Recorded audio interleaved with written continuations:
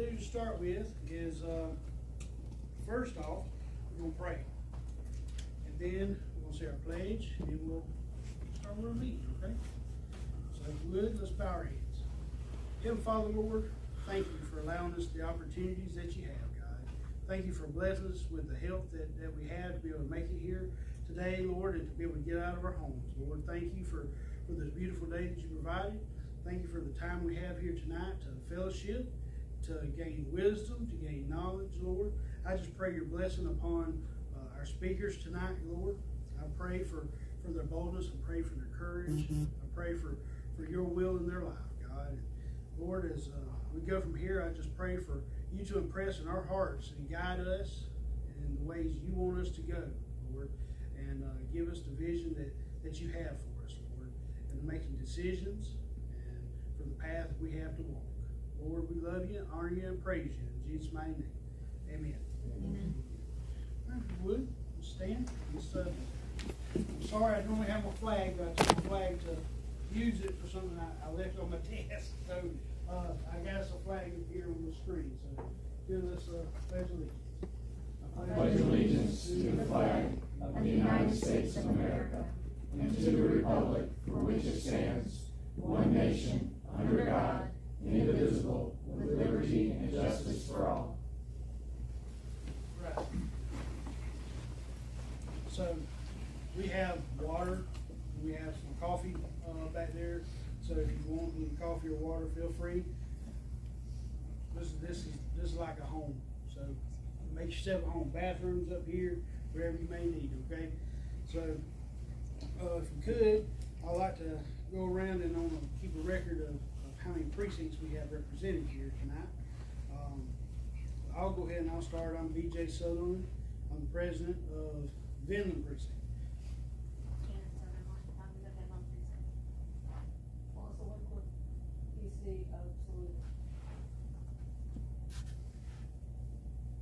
Johnny Green and Barney, no idea. I know y'all from Yeah, you know her well. Y'all from Daytonville. Okay, so Bob Federley, Cedar Rock, EC. Regina Stover, EC, Lenhart. Rick Stover, President of Lenhart. Rob Irvin, President EC of Ticknor.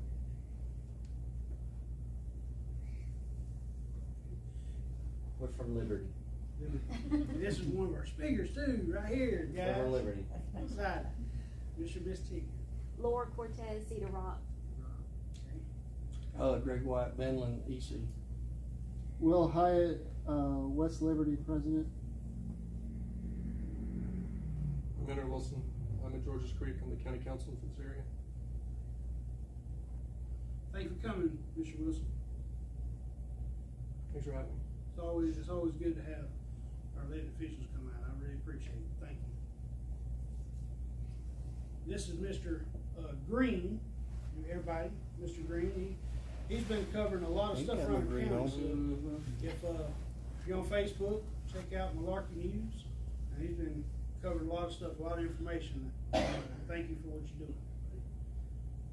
Tommy Blankenship, Holly Springs Precinct, candidate for sheriff.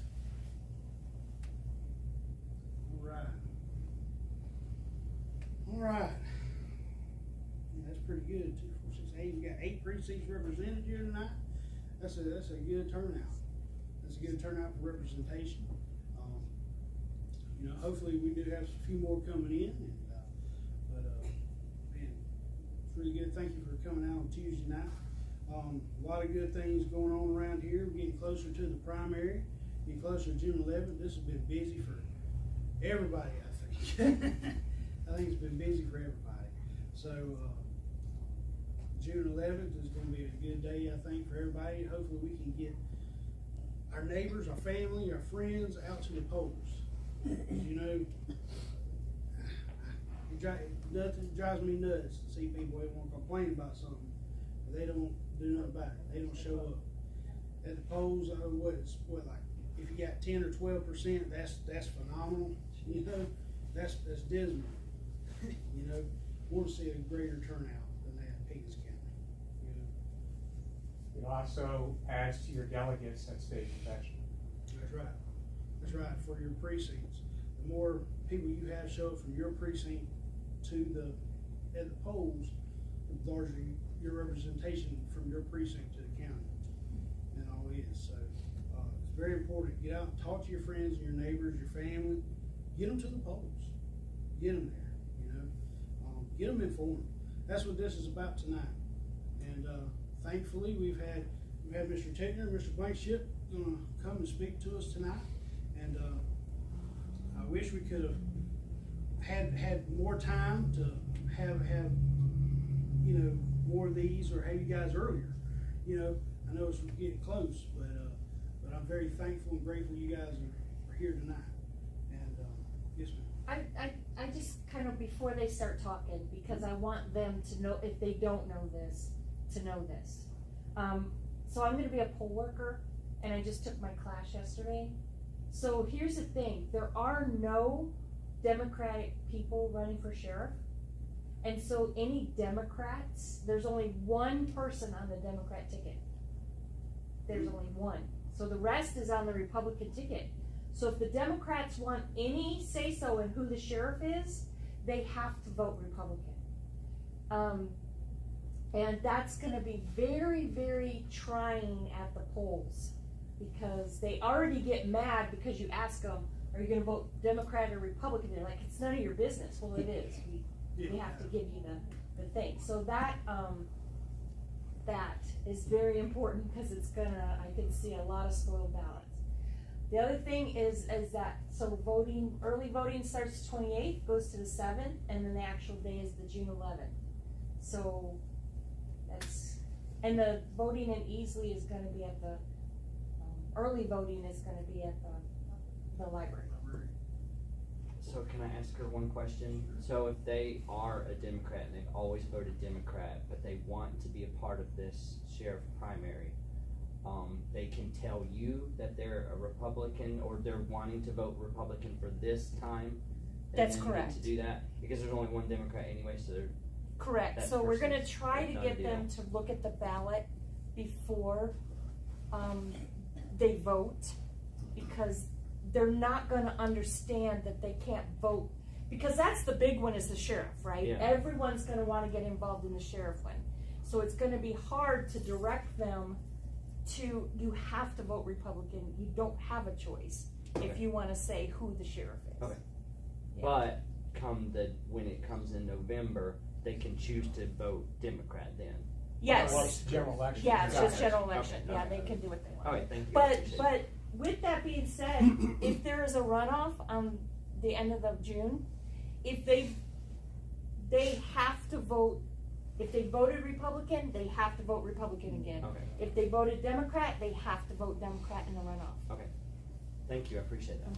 So just to further clarify, you did a good job, but you know, this is the whole open primary thing in South Carolina, right? We don't register by party. So with that, I just wanted to say, because I was actually asked by one of your competitors, should I be talking to these people? And I'm like, absolutely.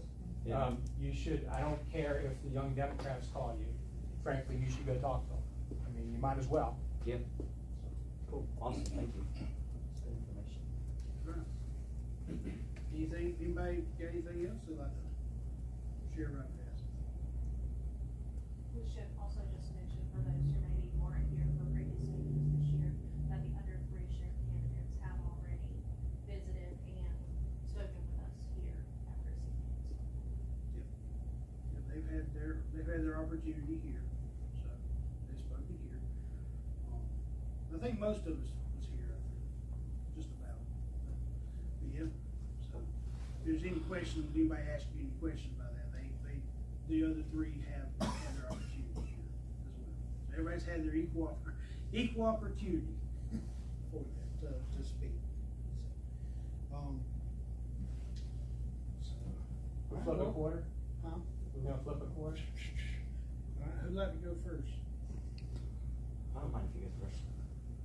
My family's busy, so since yours is here, if you guys have something planned for the evening. We don't. No, We don't. we're gonna stay for the whole Yeah. thing. Oh, okay. We wanna hear what you have to say.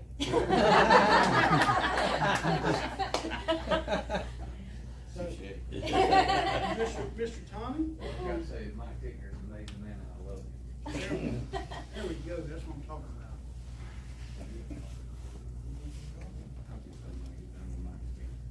So my name's Tommy Blankenship, running for Sheriff of Pickens County. I'm gonna just hand out a quick flyer right here to be a good steward of your time. Don't want to spend a whole lot of your time me talking about accolades and things that I've accomplished with it in the past. So there's a lot of information on there. If you have any questions, I'll make sure I give you ample amount of time when I get finished up here with my spiel. So you can opportunity to do that. So I do want to thank each and every one of you for this opportunity. Thank you for taking time your Tuesday evening to be here, as many places as you could be. You chose to come listen to politicians try to win your vote.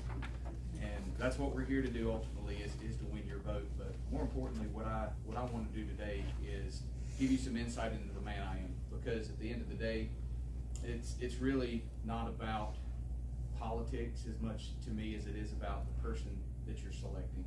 You have 5 excellent options when it comes to the Sheriff of Pickens County. You really do. I mean, you could not be more blessed than to be voting in this Republican primary than you are in Pickens County. Because you've got 5 men that all have a heart for this county. They all have extensive service records, and we all bring something different to the table.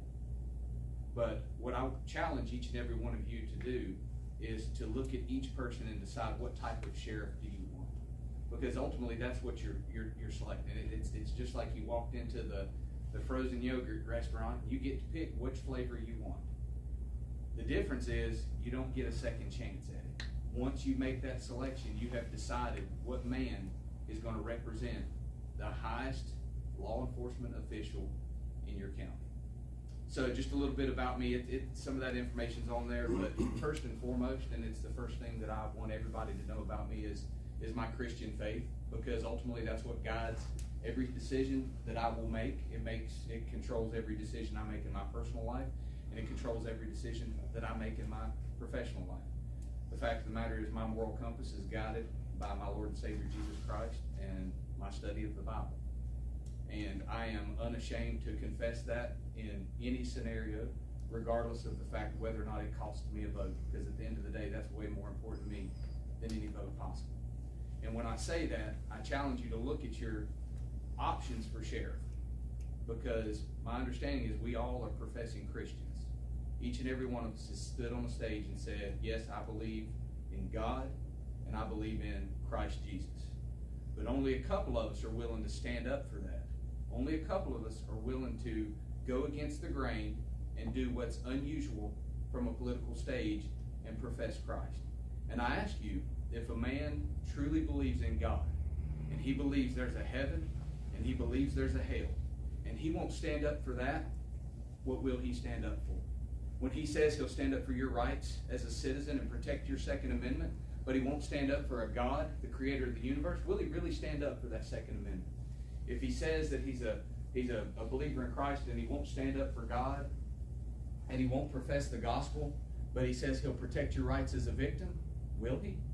Because when a man says he believes in something that has eternal consequences and he won't stand up for that, will he stand up for something that is so short term? So first and foremost, that's something that you will always get from me. I warn everybody, if you don't want to hear about God, you don't put me in front of a microphone and you don't put me on a stage. Because first and foremost, that's who I am, and that's what I'm all about. So as a run for sheriff, I've been with the Pickens County Sheriff's Office for 19 years. I've done everything from uniform patrol, vice investigations.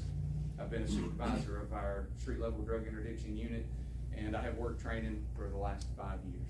And through that span of time, mostly the last 5 years, I have made it my goal and my mission to positively impact the culture of the Pickens County Sheriff's Office.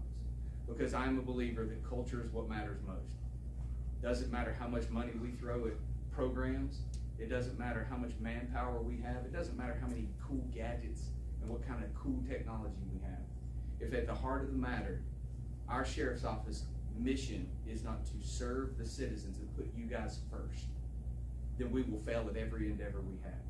And that's what I offer you from the position of sheriff, is an agency that is citizen first in all of its decisions. That has to be our main concern. When we sit down as a command staff at a table and we decide our policies and our procedures, which is ultimately going to have my name as sheriff signed to it, it has to be, how does this impact the citizens? How does this protect them? How does this serve them? How does this make their life better? How does this uphold their search and their desire for their dreams and their lives? And most importantly, their freedoms. And then secondly, after that, from the position of sheriff, is how does this impact my officers? Because as the sheriff, I have two groups that I must serve wholeheartedly. First and foremost is you, because I work for you. And secondly is those officers. Because their job is to take care of you. And it's my job to create that environment where they can take care of you most effectively. And that's to make sure that the money that you guys pay in taxes is used appropriately to make sure we turn the best product possible. Because at the end of the day, the sheriff's office is no different than any other business. Our job is customer service. But our customer service is to take care of you and serve and protect you and uphold your rights. So how do you do that? That's the question I get. Tommy, how are you going to do those things? Well, I've shared it multiple times. I kind of have a simplistic view of the ABCs of my role as sheriff is through accountability, building relationships, and then community outreach. The accountability starts with me as the sheriff.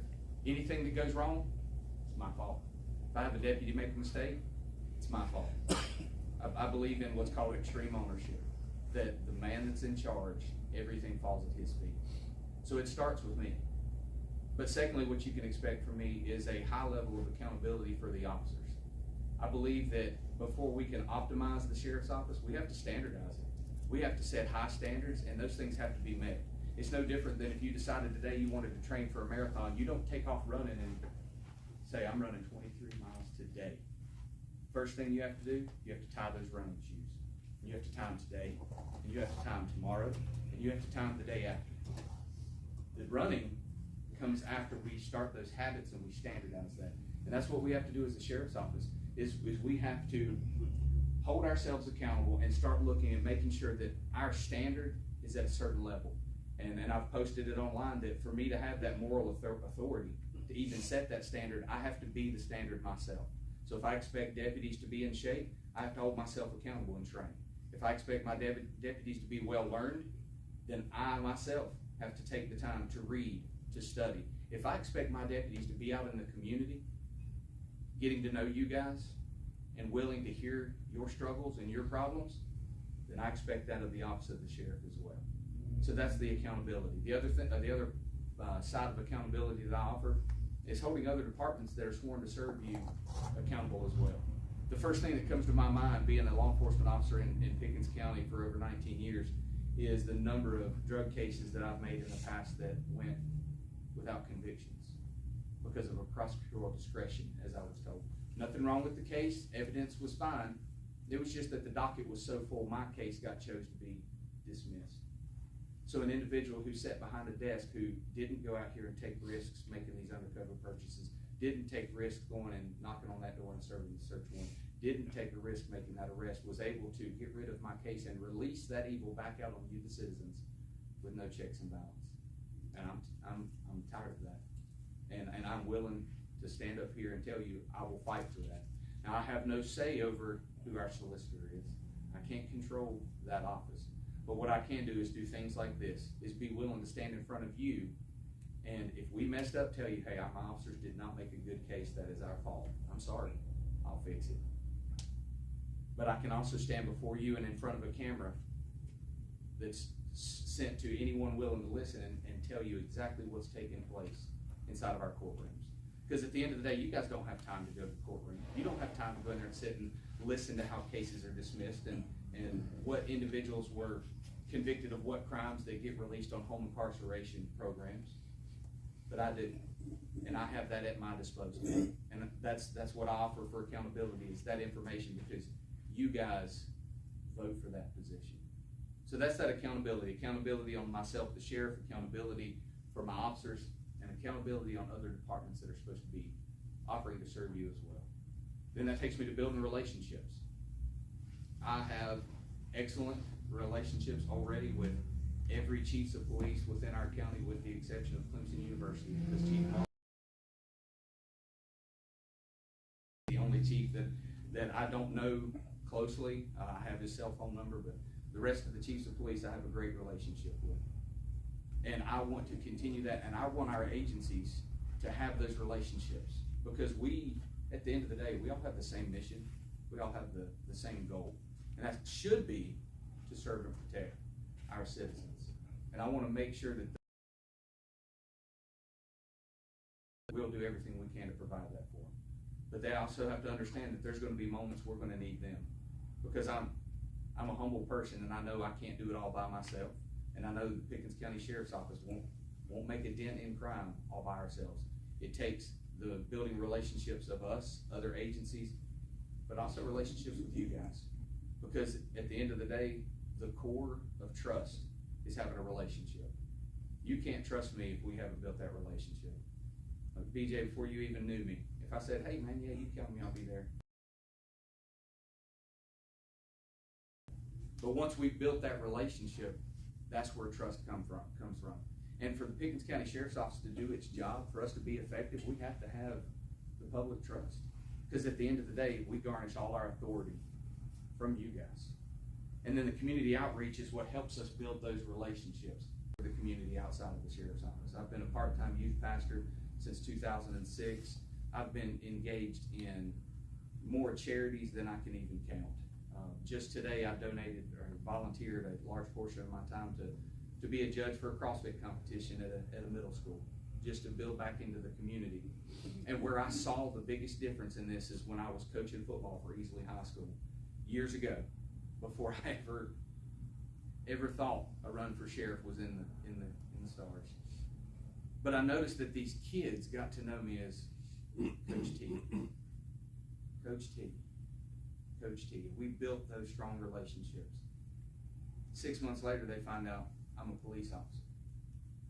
And you talk about a change in the relationship between some kids who grow up thinking police are the bad guys, or police are the ones trying to ruin your fun, or the police are the ones trying to stop you from enjoying your life and pursuing happiness, to find out, wait a second, I know this guy loves me. He tells me he loves me every day, but he's a police officer. That's what we need, community relations with our officers.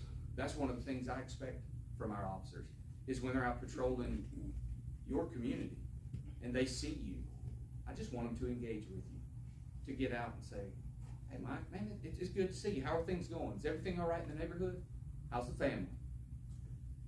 Because that builds relationships. And like I said previously, without relationships, we can't have trust. And for the sheriff to leverage the authority that he has appropriately, we have to have that trust. Because at the end of the day, yeah, the sheriff say he's a guy with a lot of authority, a tremendous amount of authority. And I want Pickens County Sheriff's Office, I want the citizens of Pickens County to have a sheriff that understands authority and leverages it appropriately. Because he should be leveraging it to benefit those that he has authority over. That's what that authority is all about, is to take care of those that were sworn to serve. So I ask you to select a sheriff that has a true heart for service, that it's at his very core, that he doesn't just want to be a boss, that he doesn't just want to be a cop that chases bad guys, that he's a guy that wants to actually make a difference in our community. And he'll start with changing the culture within the agency so that he can positively impact the community. We'll never arrest away all of our problems. I will never stand before you and say, I'll get rid of all the drugs, because I'll either be disillusioned or dishonest. I'll never be able to say, we'll get rid of all the crime, because crime has existed since the creation of man. But the promises that I make you is that you can trust in me, that I'll be honest, that I'll be open, that I'll be available, that I'll pray for you through the good times and the bad, and that no matter what, I'll love you. No matter what side of the law you're on, I'll love you. I may hate the things the criminals do, but I don't hate them. So do you guys have any questions for me? Because I feel like I've talked, and I've spent so much of this campaign talking, and my mama told me you should listen twice as much as you talk. You got 2 ears and 1 mouth. I think your hand was up first, Bob. I'll tell you what, would it be okay if let Michael Let speak, Mike both of speak you and guys be able to answer field questions. questions together? I'm good with that. Yeah, I have seen it done and it went well. That way, both of you can ask the same questions, and all two. Beautiful. Appreciate it. Thank you.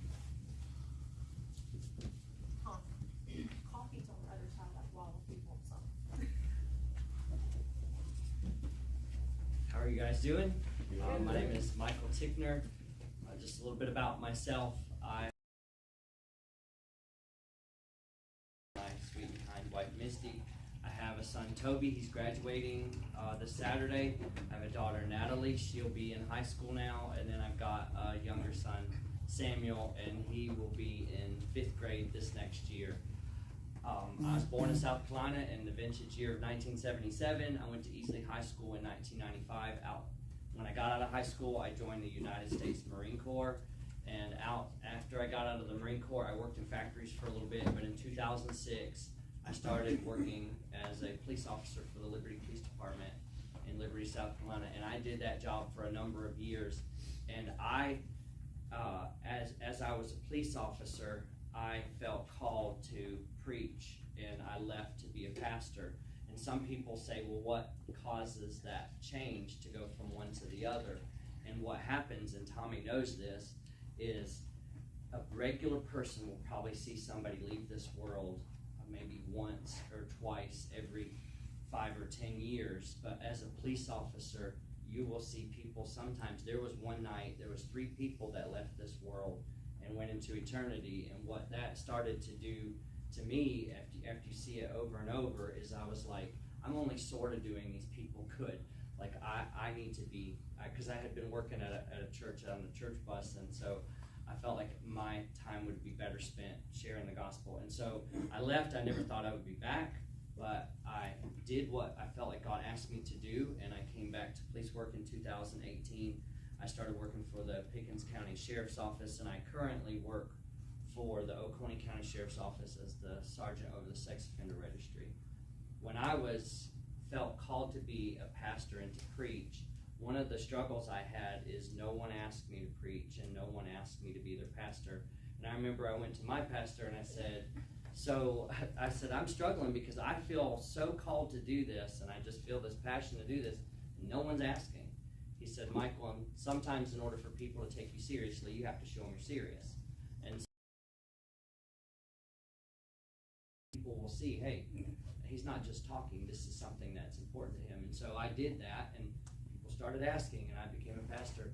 And so when I felt called to do this, to run for sheriff, in order for people to take you seriously, sometimes you have to show them you're serious. And I went and I earned my master's degree in criminal justice policy and leadership, because I have a background in police work. I've done traffic, I've done the road, I've been a resource officer at a high school and elementary school and the sex offender registry, but there was gap of best service to Pickens County, and so that's why I went and got my degree. So the reason that I'm running for sheriff, and this started when I started working for Pickens County, is when I worked for Pickens County, I started to notice that there was a disconnect between what the leadership thought was happening and imagined was happening street level and what was actually happening. And so the amount of work, the way the work was done, leadership felt like what they saw on paper is what's happening, but I was seeing it not happen the way that it was supposed to be done. And so I got concerned. And just as an example of what I'm talking about, when you go out to a call for, let's just say you've gotten your lawnmower stolen, or you've gotten a bicycle stolen, or something stolen of your property, an officer would come out, and I've seen them do this, and I'm not saying that I think it happens or I heard it might be happening, I've seen them do this, is you will tell them, my lawnmower got stolen, and so the question is, do you have the serial number, or is there some marks that we are not going to be able to find that if there's no identifiable marks? And that is true, absolutely. If you don't have a serial number or you've not marked it in some way, you've made it nearly impossible for us to find it. So maybe take a picture, draw some paint on it. So that's true. But what the suggestion would be is, why don't we put your home on extra patrol? Because doing a report isn't going to get you your lawnmower back. But we'll put your house on extra patrol. We'll drive around a couple more times, and hopefully no one will steal any more of your stuff. So what happens when they don't take the report, it appears that crime is lowering, and because there's less going into the computer system. And so when I become the sheriff, you will probably see a rise in property crimes. And it's not because they're starting to steal more, it's because I'm gonna make sure at street level they're taking those reports. Because I remember I went out to do a report one time and they had something stolen, and I said, so what did you have stolen? And I'm writing it down for my report, and they said, well, can I tell you what got stolen last time? I said, sure. What do you mean? And they were like, well, the last time they said they'd put me on extra patrol. And so I wrote it down and put it into the computer. But that's where the passion came from, is I saw certain things like that, and I thought, there needs to be a better connection. And one way that I will connect better with the officers, and I have said this enough to where it's on so many cameras now, it has to happen, or you can take the video and say, you said. But I eat 365 days a year. I eat breakfast and I eat lunch. And so what I'm offering is to have one of the people, dispatch, jail, road, but somebody from the sheriff's office will sit across from me when I'm eating breakfast or lunch. There's like 190 employees, and so throughout the course of a year, I should be able to sit with them one-on-one, every single person. And by doing that, you can hear kind of what's going on. You can learn about them. And just like Tommy said, that relationship, if you have that relationship,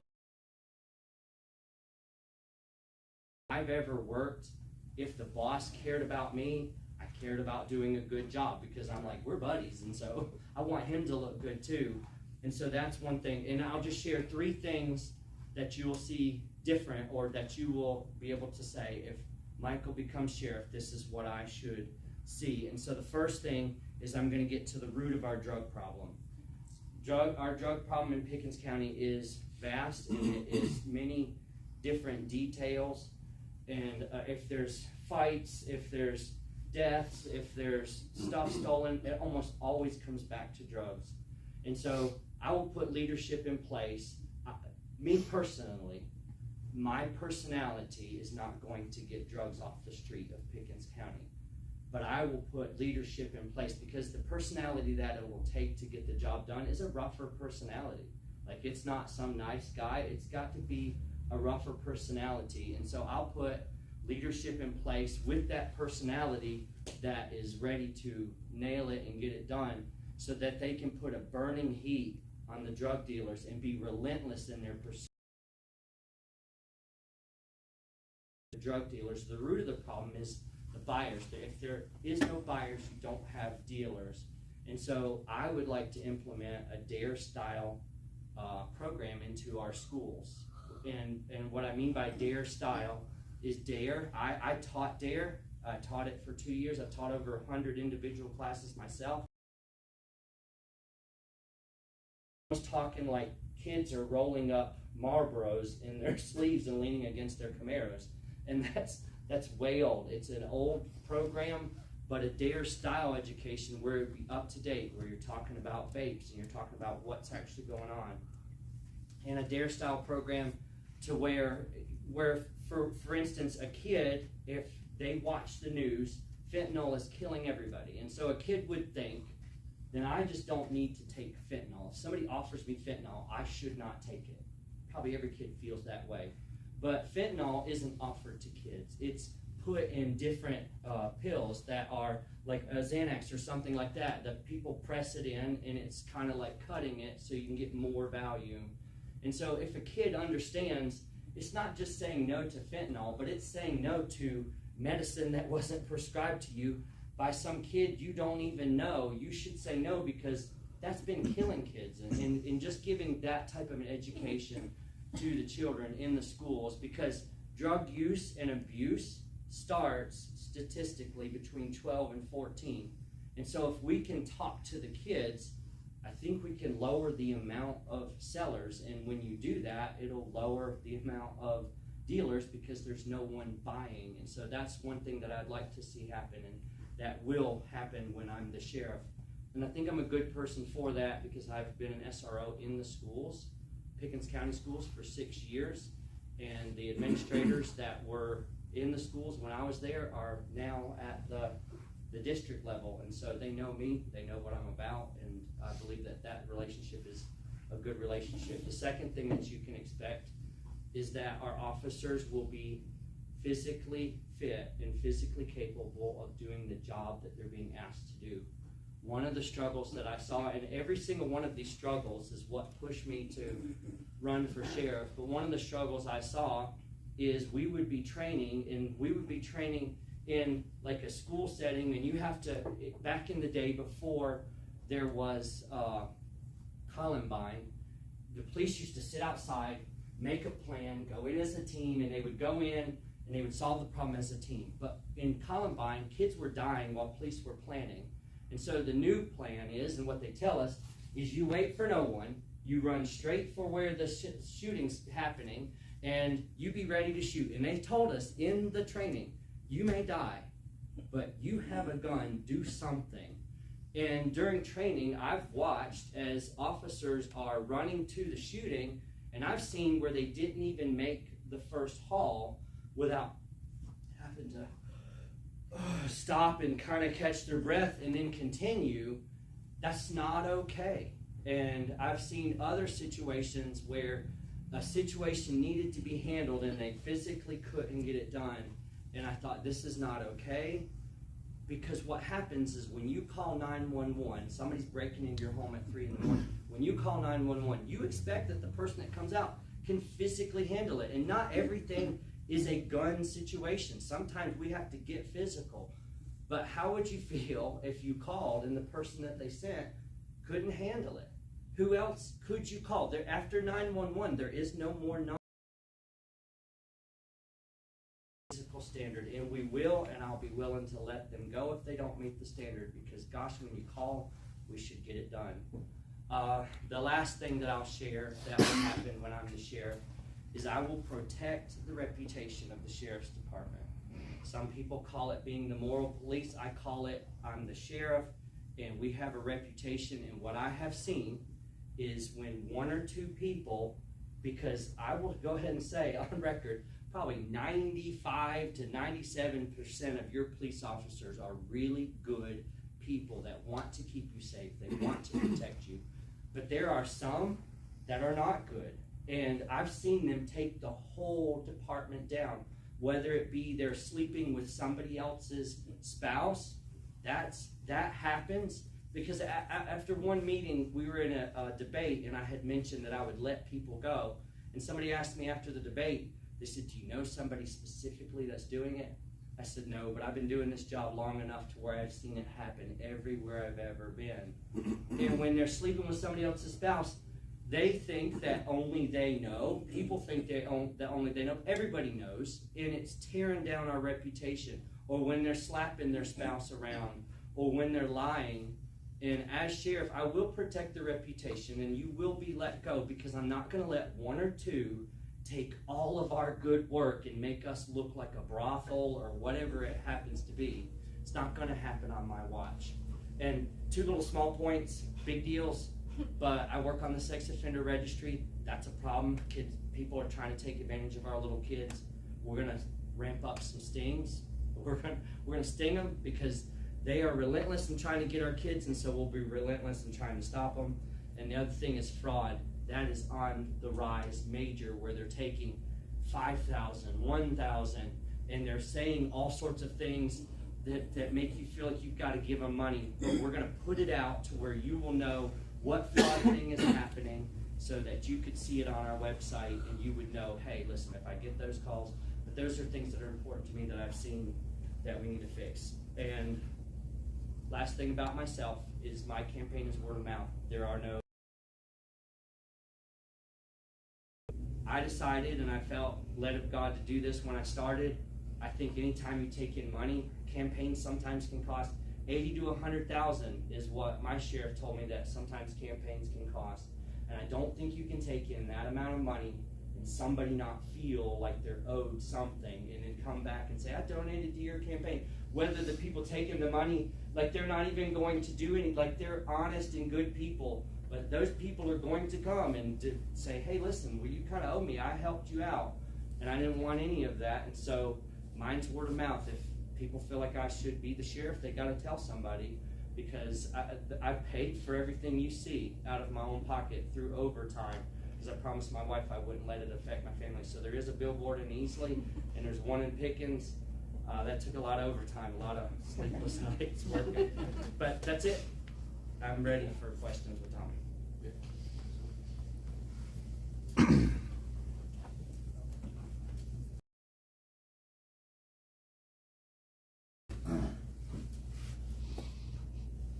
So for what it's worth, these are, I'll do one at a time.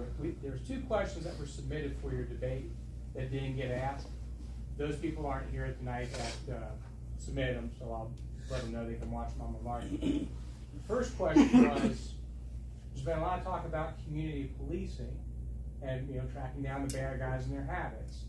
But there can sometimes be an overlap between respecting the Fourth Amendment and community policing.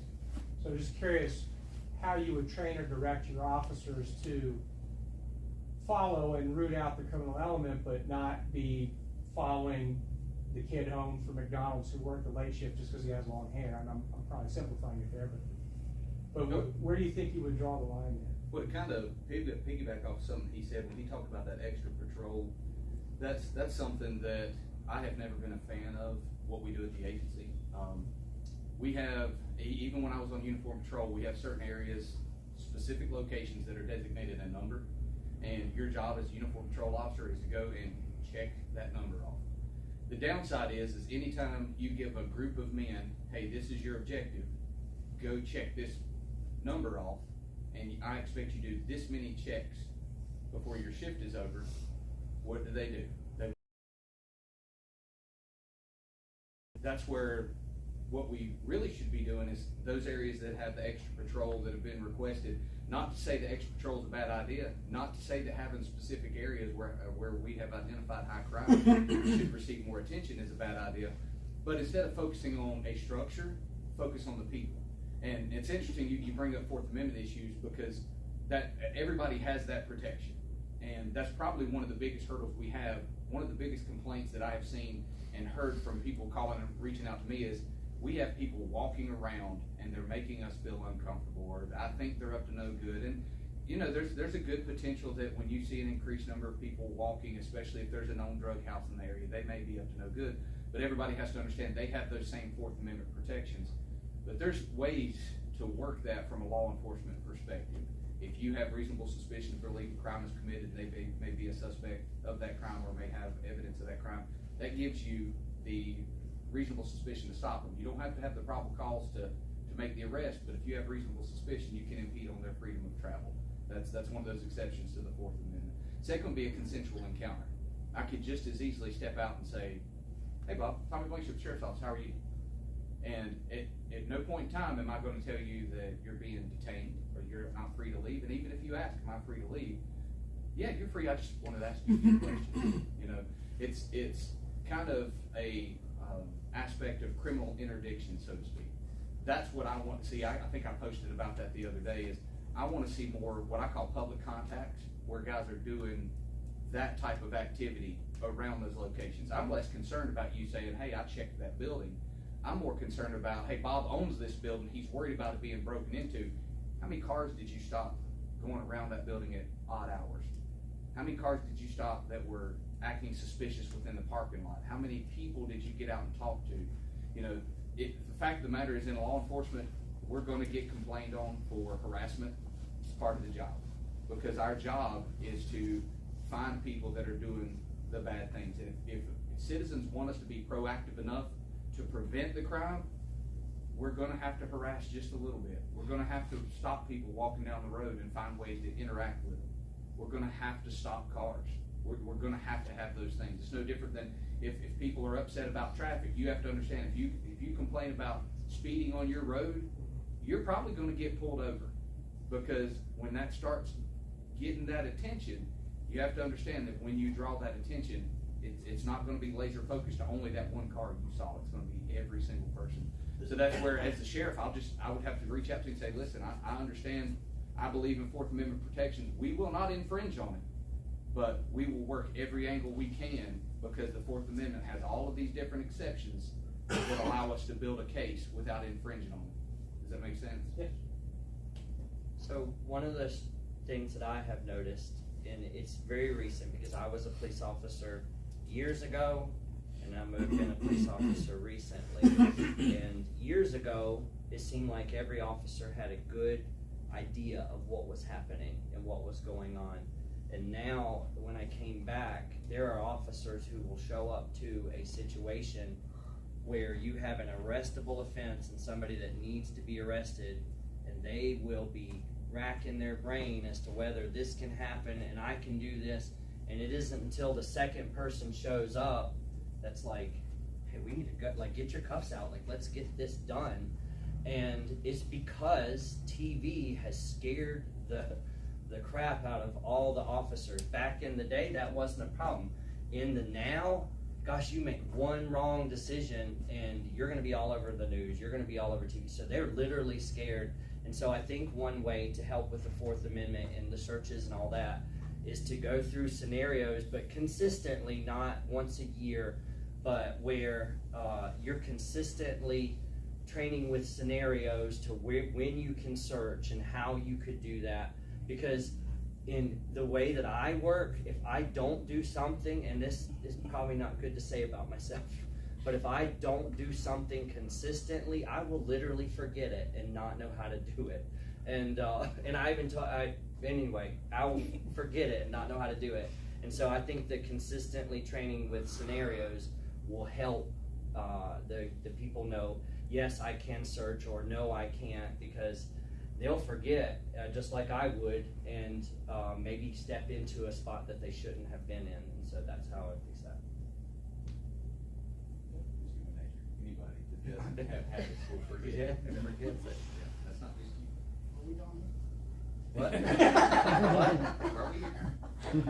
Did you have Yeah, I think you had two. You had two. Well, I did, but I was gonna let someone else go, but if, You go ahead with it. okay, so the other one, input, again, I should point out, this was before, there's a recent incident with the officer that left her firearm in a bathroom. Yes. So I just wanted to point out, this is not from that. This person submitted a question. Do you believe currently, to your knowledge, that there are personnel changes within the sheriff's office? I'm not asking you to name them, but I mean, would there be an overhaul of any sort that either of you? Can I go first? have in mind? Absolutely. So, when I'm the sheriff, everyone will have a chance to get on board. And I think they asked at the Fox News interview, what will you do day one? What will look different? And I said day one will look like the day before, because I'm not there. I'm not in leadership there. I don't know what's happening. And so I would want to see how things are going. There's two people, because I've worked there and I know things, that probably should have been let go years ago when they did their infraction. They will be let go because they should have been dealt with years ago. But all I know of is two, and they're not in leadership, so it's not that big of a deal. But everybody will have a chance to get on board. That there's some things that have happened in the past that should have been dealt with differently, and so I would deal with them differently. There will be change. I made a statement at the church in Eastland that no one's job is safe, and I stand by that. The conversation that I will have with my command staff and with all of our leadership, anybody in a supervisory position, is you either get on board, because we're going to change the culture of the agency, and I can't do it by myself. And I look at things a lot like I do sports, and not a Clemson fan by trade, but I grew up close to Virginia Tech, so I've been a Hokie fan for years. Hey, rock on. Don't hold that about. Don't hold that against me. Yeah. But anyways, so the one thing I really liked about Dabo Sweeney was when he coined the all-in phrase, and that's why he's been such a successful coach. He doesn't want 1 foot in, 1 foot out. He doesn't want that lukewarm person. He wants someone that's fully committed to his program, and that's what I expect of my. In our supervisory meetings, it can be knocked down, drag out. Even if it becomes a little physical, it'll be okay. But when we leave that room, we're all on the same page, and we're all committed to current leadership is going to buy into that, and some of them will have to find the door. It's funny, you mentioned recent events. I'm a huge believer in you don't lie, cheat, steal, and you don't tolerate anybody that does. My standard is if you do anything unethical, illegal, or immoral, you're gone. With the most current event, I do want to take a moment to talk about that, because there's a certain way I look at officers making mistakes, and I've kind of equated it to if you run a red light, right? Terrible thing. If you run a red light, nobody knows what happens. Nothing. If you run a red light and someone sees you, say a law enforcement officer, what happens? You get a ticket, you get an infraction, you made a mistake. Even if you didn't run it intentionally, say you didn't see the light change, the punishment is going to be based off of the result. You run a red light, you T-bone someone, and it hurts, kills an innocent person, then at that point in time, you're probably going to spend some time behind bars. The result of your actions is going to be greater. I want officers to be confident that they can go out and do their job, and if they make an accidental mistake, because accidents are going to happen. When you're working in the human element, it's not black and white. There's so many gray areas that you're trying to make decisions split second, that if they're doing so justly, with good morals, then I'll support them and I'll take care of them. Doesn't mean they won't get some sort of punishment, doesn't mean they won't get time off, but they can trust that I'll have their back. But the fact of the matter is, if you get careless and it costs a citizen, an innocent person, something, then there's a likelihood you will be pardoned from our agency. Right? That's not a likelihood. That's pretty much a guarantee. And that's how I look at that particular event, is how things transpired in that, because that was a dire mistake. And should that officer pay for that? They should, because that was a dire mistake. But we have to look at how things happen. The one thing that I will say is a lot different about me. I'm pretty transparent with things. When I mess up, I'm usually the first one to tell you, yeah, I messed up. That was my mistake. You know, and that's one of those. Maybe that's something that we can address with training. But end of the day, no job is safe. Every day, you got to earn it every day. I see you in a whole new light now. I know you're an Enter Sandman. Start jumping. Listen, well, we'll talk about that later. I got a question. So I guess it's sort of like a two-part question. You know, with our fire stations around, most of our fire stations are staffed with volunteer firemen, for example. With the staff that Pickens County has, from what I've heard some different numbers, but 6 to 8 people, sheriff's officers on patrol per shift for the county. And I know there's a lot more of them, doing other things, but as far as just patrol, I've been here at night, 11:30 at night, and I'll be out here talking to 3 of them, because of something's happened or whatever, And if there's 6, that's half of them. The rest of the county's only 3 more, So is it something, and that's something that's been mentioned a lot of from other people I've talked to about a well-regulated militia, so to say. I believe it starts with the relationship with the citizens to the sheriff's office.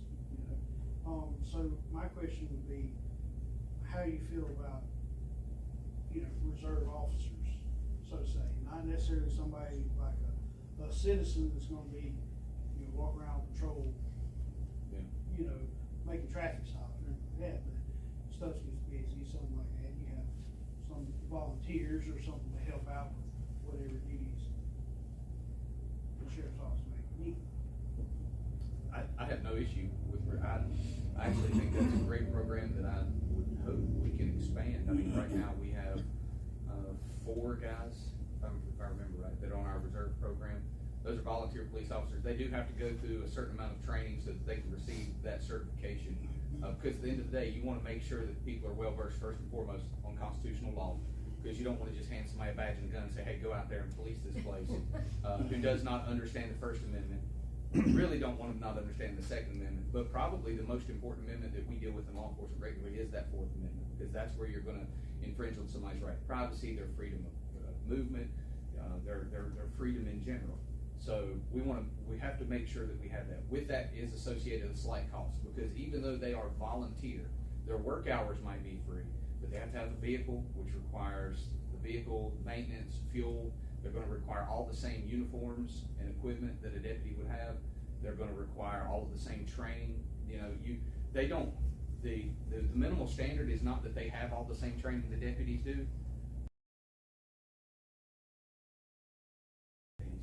Because if they're going to come out here and police our neighborhoods and have that authority over as the deputies are, I want them as well trained. No issue. I love the reserve program. I think our biggest problem right now, I have not seen a whole lot of applications come through. It is a little bit of a tedious training to get that certification, because there are a certain number of classes, and the majority of people that are volunteering, it's not that they don't have anything to do, so they don't have a completely free schedule. And the last time we ran a reserve class, you had to come at least 1 week or one night a week, and we had a couple folks that just couldn't make it work, so they had to drop out of the program. But very much, free police officers are, I say free because they're not getting paid salary and benefits, but absolutely love the reserve program.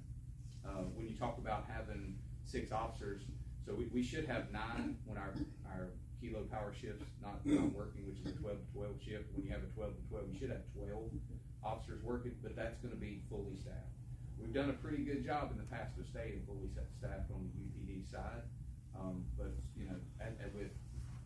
with where we're at with our pay bands and scales, we're going to start losing some people, because they can go to another agency, have less liability, and make more money, and that's tough to beat. Even if you have a great culture where people love their bosses and love where they work, it's hard to beat someone who says, well, I can't provide for my family on this salary. I'm going to have to drive across the river and do less work and make more money.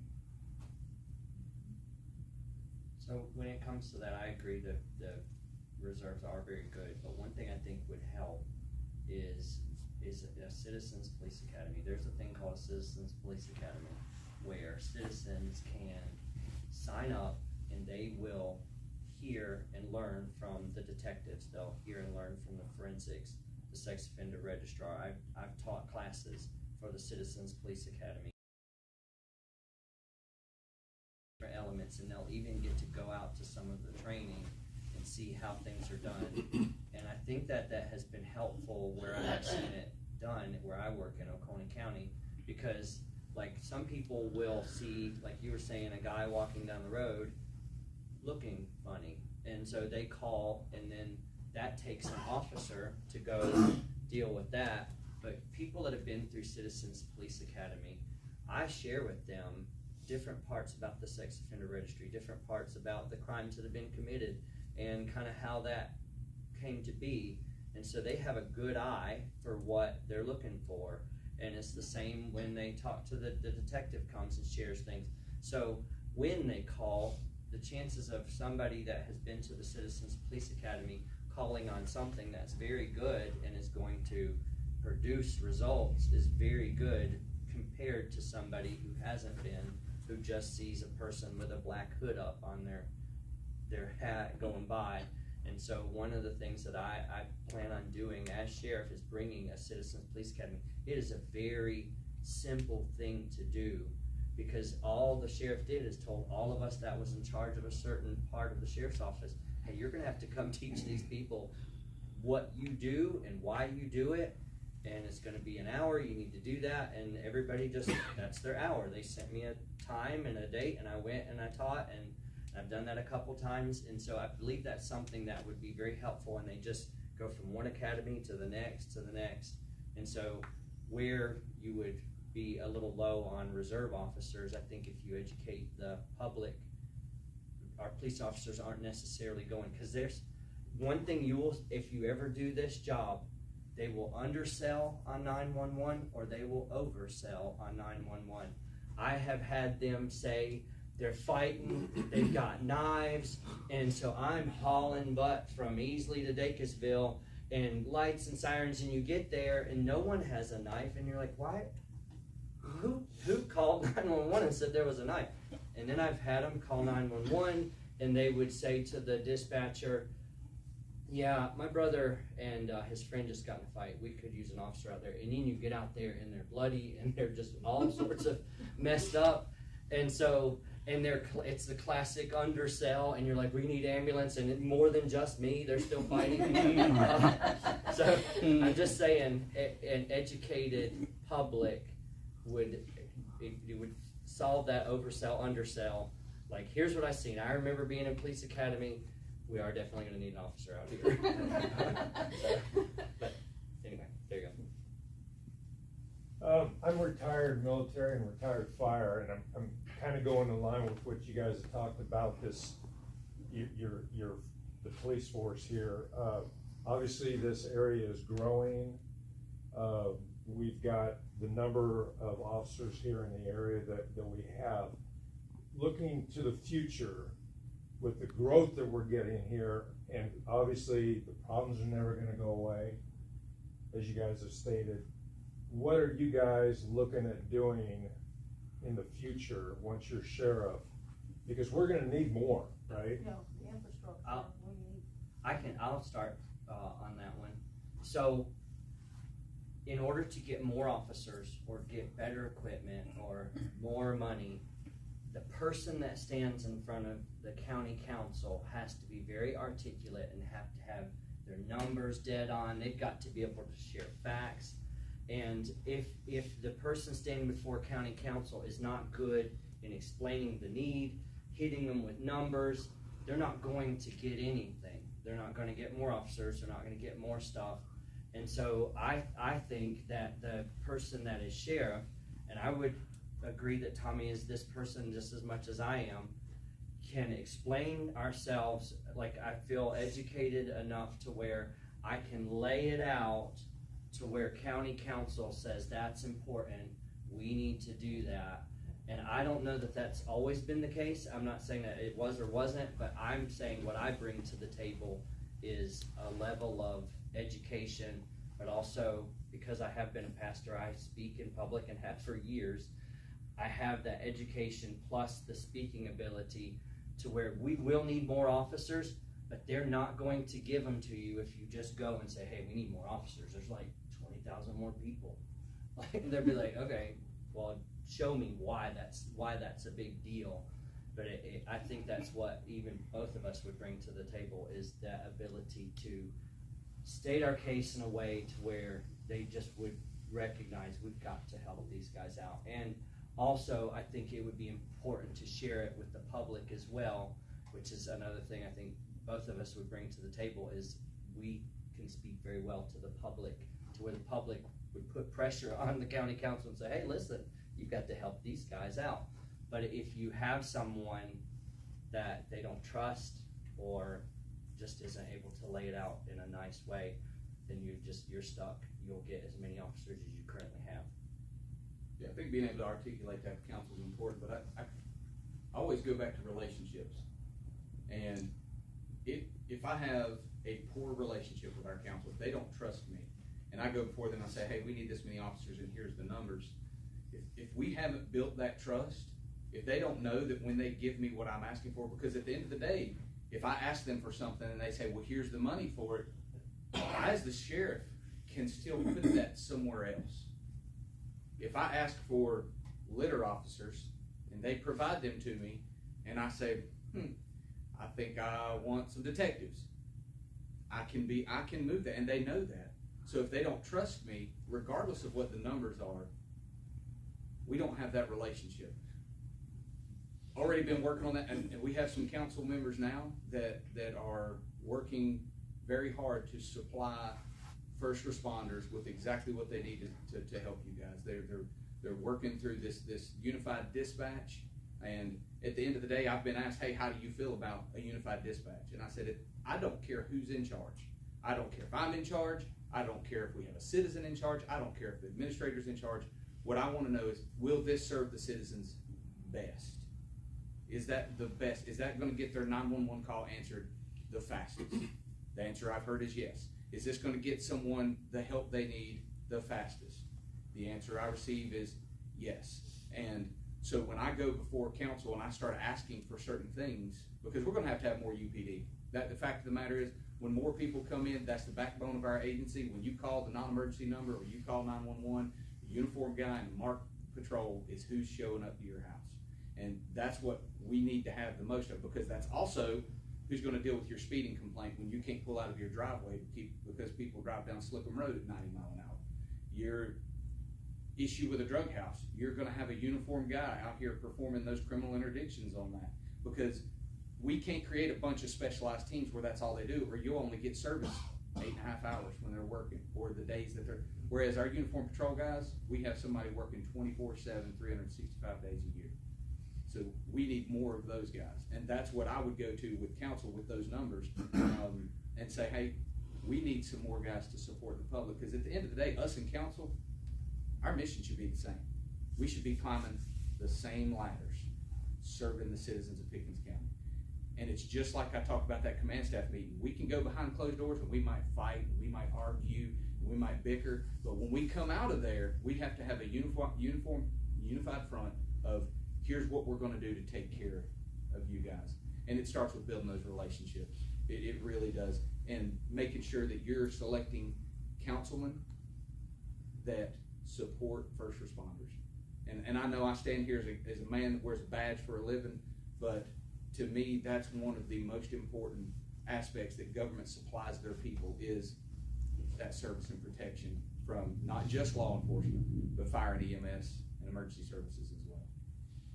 So I have to relinquish the folks that are currently doing the 911 dispatch from the Sheriff's Department and let them join the combined, and if so, if you'll do that, then I will never ask you to give the money back or ding you over the budgets. They're gonna come after that, so you can use those funds to hire folks for the street. I think I've talked about that with 2 of you guys so far. You know, you're gonna give up head count, and we can't take the money back. We won't ding you in the future budgets. I would commit to doing that. The second thing I'd like to know about is something you said a second ago. Folks came to us and blamed the council for not taking action on litter. And we all had been funded for 2 or 3 folks to handle litter over the years, and they were all doing something else, all worthy stuff. But nobody wants to hear that, right? And nobody wanted to hear that the council had asked you guys repeatedly. And so we ended up hiring, litter patrol, and you funded the thing that we were defunding you guys, but we paid for it out of that year's budget. Yes. So instead of you guys getting that cash that year, we had to put it towards litter control guys, and they're having a pretty impressive impact. Would you take those folks on so they can have arrest powers, because they currently don't? They're constables. Y'all have to go with them, right? So that's it. So I'm asking you to make a deal with me. Yeah. Could you get the county administration out of the policing business and keep those folks out there doing environmental enforcement? Absolutely. I actually sat in a truck with a councilman when this first started, give them to the sheriff's office. And that conversation went to the relationships. We've done that before, and everyone wasn't honest at the table.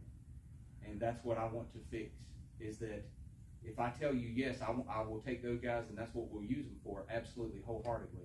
But I would also want us to have that relationship where if I come to you and I say, listen, our uniformed patrol guys are getting it handed to them. They cannot keep up with calls for service. We're having emergency calls having to hold. I need at least 2 more uniformed guys. I would hope that we have that mutual respect of, if you say no, the understanding of, well, I'm going to use these guys to help fill in. Not saying they won't work litter anymore, but the law enforcement professional who says, I need more people, if we truly need it, and if the facts and the numbers support it, that we have that relationship where, yes, because I think those guys need to work for us. I've spoken with them. I think that they need to be sheriff's deputies, absolutely, because right now they're getting this class 3 advanced certification and they are law enforcement, but they don't fall under the sheriff, and that starts to make me nervous. So my question there would be, if y'all needed them,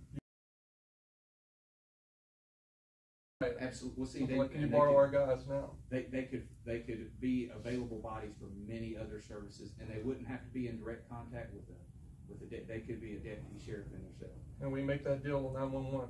We give 911 to the county level. If you can show me that, yes, it will absolutely serve the citizens better wholeheartedly, because if it does, it's a win-win for me. Because now the citizens are provided with a better service, and I get exactly what we need, more patrol officers. Oh yeah, if you guys can statistically show where, and I think that would be very easy. Hang on, Because when it's just 1 unified- second. In Liberty, they were using their cell phones to call people to dispatch. They had a plastic table and a laptop and a folding chair to do dispatch. I worked Unifying those folks together into a larger and providing them a huge facility. I mean, the odds are pretty good that the service can only improve, right? I worked in Liberty for years, and there was a time we were low on dispatchers, and they made you on your day off work dispatch. So I love dispatch because I sucked at it. I really did. We had to dispatch for Liberty and Pickens, and there was a fight in Pickens, and I told my Liberty guys to hold on, and they were still pulling over cars, and I said to hold on. And so, anyway, I didn't have to do that again, but, cause that was a struggle. But I agree, if it's all in one room, because I've seen that happen, where it is all in one room, and they can be talking on dealing with a police situation that might need fire, and they just literally turn their head and say, hey, listen, and they tell the person that's dealing with the fire or the ambulance, this is what we need. That is so good. Like, talk about saving some time instead of having to, like when I was at Liberty, it was Liberty and Pickens, but then I would have to call if we needed fire, or I'd have to call if we needed the ambulance, because that wasn't on my little button to push. And so it made it extremely difficult. I believe you would be it would be very easy to prove that it was beneficial. And if it's beneficial, absolutely would do it. As for the litter control, if they don't have arrest powers, some people are just litter bugs, and they will not quit. They keep, because we're not talking about the throw the Mountain Dew out the window. We're talking about drive up on one of those roads that are off the way, and they dump the whole truck out. And they'll do that every time they get a truck full. They'll just dump it out on the road. They need to go to jail for that. That's huge. It's going to take like $1,000 to get people out there, clean it up. It's expensive. And so, yes, definitely, they would need to be police officers and have that kind of power. Well, a clarification on the litter, they'll have arrest powers as a Class 3 advanced officer. They'll be able to carry a weapon and all those things. But their arrest powers are limited to only litter. So if they see someone do the cup out the window, which I've never got to see that happen, I'm waiting on that because you're getting a ticket for me because I hate that. Like I will write you a ticket in a heartbeat, and I don't like writing tickets. But if it's litter related, they can initiate that traffic stop. They've had conversations with other municipalities and other counties that they've talked with SLED, and they've talked with the training council at the academy, so they'll be able to stop a car for a litter offense. They can infringe on a Fourth Amendment right for a litter offense, but that's it. If they walk up to the car and there's a dead body, they have to stop everything and wait for an officer to come by, a Class 1 certified officer. To me, it would streamline things if they didn't need that. Because you think about one of the things that we would utilize them for are those homes that are in disarray where there's garbage everywhere and it's a huge environmental issue. There's drugs being used there. And wouldn't it be nice if they have that double-edged sword of not only could they go up there and work with the litter case and the environmental issue, but they can also make arrests for drugs. They can also apply for search warrants for drugs. They can apply for search warrants and arrest warrants for other crimes outside of litter only. I feel like putting them in that litter position with that Class 3 advance only streamlines and only allows them to do so much when they could be, at the end of the day, a better service to the citizens of Pickens County. So we got a deal.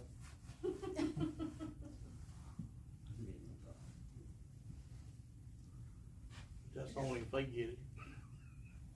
That's only if these two get it. I have a vote to get out too. I got a question. So, talking about litters, brought up the incident I had a few years ago. There's some laws on the books that people are just not versed on. Just for example, I me personally, I thought it was ridiculous that I was turning into the dump and the officer pulled me over because I didn't have a bungee cord or a tarp over my trash. I got a $100 ticket. I had no idea that I was supposed to have a tarp over my. I thought it was ridiculous. I was turning into the dump. You got a $100 ticket, you know, but I had no idea, and now I do. Yeah. Is that something that you guys maybe, we talking about community relations and stuff, you maybe even offer the citizens of Pickens County, you know, once or twice a year or something like that, just to go over some of the you'd be looking for to do, that maybe would help with such as the litter, you know. I mean, I think the best way to do that is, there are officers, and when I was first started, I was one of those officers. You don't know every law. You just don't know every law. Like, I didn't know the AS1 line on the car, there couldn't be any writing any lower than the AS1 line. I never even seen AS1 until they told me that AS1 line, they can't have any writing under the AS1 line. And I think just like with the squat, we didn't just go out and start arresting people for squatting their vehicles. When it was coming to be, we put out, and I think Pickens County did this as well as Oconee County, you put out, hey, it's coming. This is the date. On this particular date, that law kicks in, and we're going to start dealing with it and issuing tickets.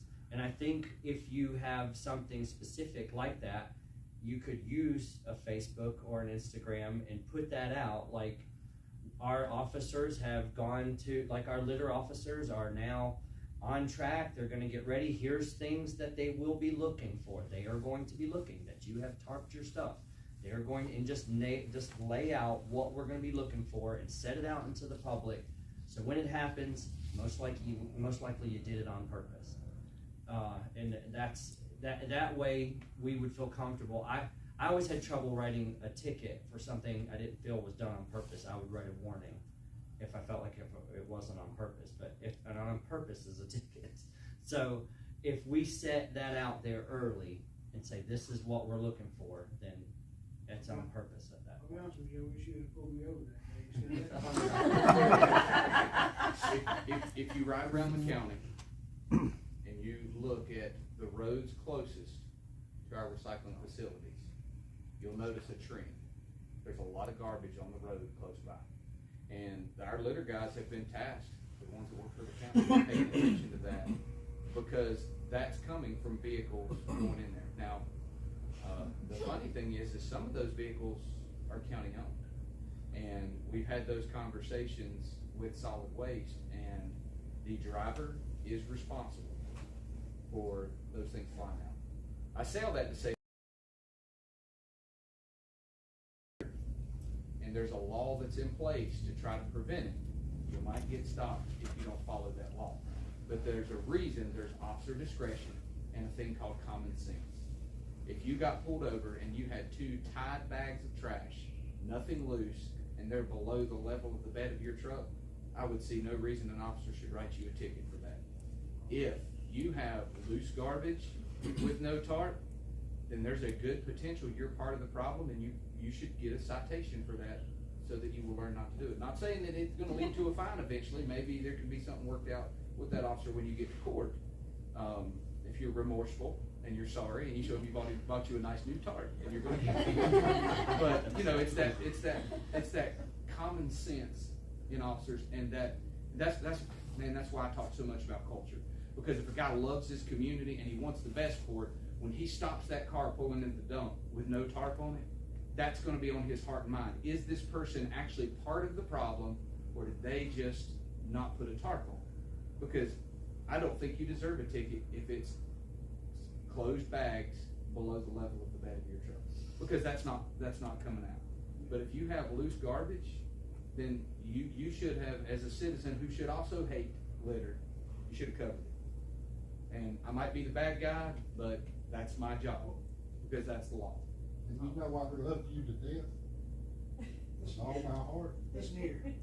But if you don't watch enough regular TV, you've seen this commercial. They used to run the I commercial. don't have regular TV. Yeah, well, there for a while, and I think and correct me if I'm wrong, Councilman Wilson, but we had a program there for a while where those guys were going out and handing out tarps to people that were coming in because they were wanting to push that, hey, here's a free tarp, you need to tarp the load, you need to tarp the load, and before we really get hard on tickets, that might be something we could do one more time. It's almost like the click it or ticket program, let people know, hey, we're gonna focus on this for a while, so please take the appropriate measures to prevent yourself from getting a fine.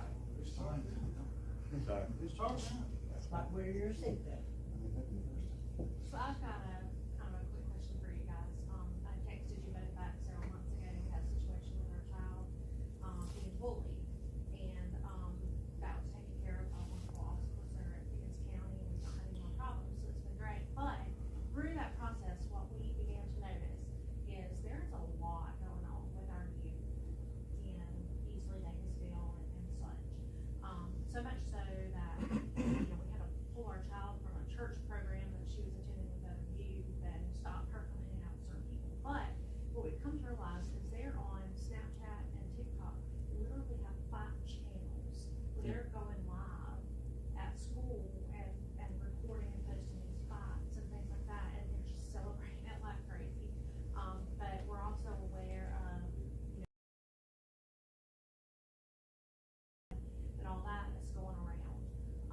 So you spoke about a DARE type, program, and you spoke about volunteering within, the schools and working with the kids and establishing those relationships. As Sharon, what would be your plan for getting in front of the faces of these kids and generating some relationships with them to empower them to stand up and make some changes amongst themselves? Because right now, stupid is as stupid does with the adults in our community. They're gonna make the choice to do right or not, but we've got to stop these kids from going down that path before it's too late. So what are your ideas there? well, I love that you mentioned the kids, because that's probably my biggest passion is impacting our youth. Because I have noticed at the end of the day, it is very hard to change the habits of adults that have been a certain way for years. It is very hard to impact them and get them to make a true change, because they ultimately they have to make that decision. DARE program, I went through the DARE program, and my only complaint about the DARE program is when I was in it, and in the 90s, is it wasn't honest. And that's probably my biggest problem that I have with it, is they told me and my friends not the full truth about drugs. They said the moment you use a drug, you're gonna feel awful, you're gonna feel like you're dying, it can kill you. Well, then I had friends that used drugs and came back and reported the exact opposite. It feels amazing, which is the truth. The first time that they used marijuana, cocaine, and even methamphetamine, they talked about how wonderful it made them feel. And this whole time you've been told all the way through this program how awful it was, only to find out that you weren't being told the whole truth. So those programs need to be the truth. There's a program that's taking place up in Transylvania County that has more to do with troubled youth that I want to mirror here. Citizens Academies, I love the idea of that. I would like to start at the base with getting kids involved. I want our Explorer program to be robust like it was in the past. I want sheriff's deputies, I want to encourage them to be engaged in sports. I want them to coach. I want them to do robotics. When I go, one of the things that I do for my current position is I go to recruiting fairs, and I go to high schools and I go to colleges, and one of my favorite things when I go to talk to the kids in high school and they're looking at their college career, I ask them, hey, what are you going to major in? And so many of them say, well, criminal justice. I'm going to major in criminal justice. And I always say, that's great and that's wonderful if that's your passion. But if there's something else you love, study that, because we'll teach you how to be a cop. And the unique and the great thing about it is if they go and they study things like robotics because they're interested in it, or they study literature, or they whatever avenue that they like, and then they come and they work for us, that's something that they can utilize within the school system and be a volunteer mentor to reach out to these kids. But that program up there, they do like a sheriff's camp, and the kids get to go and be a part of it, and it builds those relationships. I want them building relationships outside of the deputy kid. I want it to be, I'm Tommy, I'm Coach Blankenship, I'm Mr. B or Mr. T or whatever you want to call me, and build those relationships in something outside of law enforcement, so that we can have those connections for when it really matters. Bullying's one of those things. The internet makes it hard. Just the level of a crime committed, we have a hard time doing anything about it. I mean, you mentioned Snapchat. That's increasingly difficult to deal with because they have fictitious names and it deletes quickly. So that's where the relationship with the child being bullied is just as important to me, so that we can build into them and explain to them how the opinions of them does not matter. You need to be proud of who you are. And and I know I sound like a broken record when I talk about relationships and culture. I mean, at the end of the day, our society needs a culture change. And I'm running for sheriff because I think that I can change the culture there. And the cool thing about it is when you see things like that and you're a part of it, it gets infectious. And there's a reason I believe it can work, because I've seen it work somewhere. And I want that at the sheriff's office, and I want it to impact our citizens in Pickens County. It's not going to change the game for everybody, but it'll make a whole lot of people's lives much better. So I've been a resource officer for 6 years at the high school level, elementary school level. The phones, I've taken phones from kids where they said, you should kill yourself and stuff like that, like literally told a kid to kill themselves. So in school, they need to take those phones, and parents have got to support the school to where when you get to school, you don't have a phone. At the elementary school, they can't have a phone, so why not? Those kids already know you can't have a phone at the school, so over the course of a couple years, now all of a sudden the middle school doesn't have phones, and then all of a sudden the high school doesn't have phones. Those phones are, as a resource officer, were the worst, because they would be saying horrible things to each other all day, setting up fights in places that we were not because they had a phone. But when it comes to teaching kids, my wife and I, we did a church bus in Easley for 14 years. I have literally, these knuckles have touched every door in Easley inviting kids to church. And we did 14 years of that. And we felt very good about what we were doing, because we would bring them in Sunday and Wednesday for 1 hour. But as we got older, and I got older, some of the kids are adults now, and they are doing what their parents did. And it was so heartbreaking. I thought, dang, I picked you up at least 5 years. I brought you to church every time, and you're doing what your parents are doing. What we learned, and we switched to doing foster care, is we learned in order to change a kid's life, sometimes you have to change where they go home, and it has to be more than an hour. And so to come in and teach a class for an hour, that's really good, but they're still going to go home and be taught something completely different for 23 more hours. And so one thing that I have seen done is what happens, and I'm just mentioning Oconee County because they do some things that are good that I have, like, I'm sure he does the same thing. You see what they do good, you like it, and you see what they do bad, you say, I'll never do that. In Oconee County, during the summer, we take all the kids that a resource officer says, this kid could use a friend, like this kid could use a friend. And we take them and we are with them for the whole week, and we do all sorts of adventures and things with them. And I feel like that has a lot more impact than just speaking to the group, because I've spoke to the group enough but it has tons more impact. And so I think one thing that the sheriff's office could do is during the summer, it was all the resource officers are the ones that hold that camp, and you choose from your school some kids that could use some help and bring them in. But as for helping the kids in school, we have to work with the school district, and I know the school district would love to do it, but they need parent support to take the phones out of them kids' hands. When they get to school, no phone. Anybody else? I had to go ask the front desk. Yes.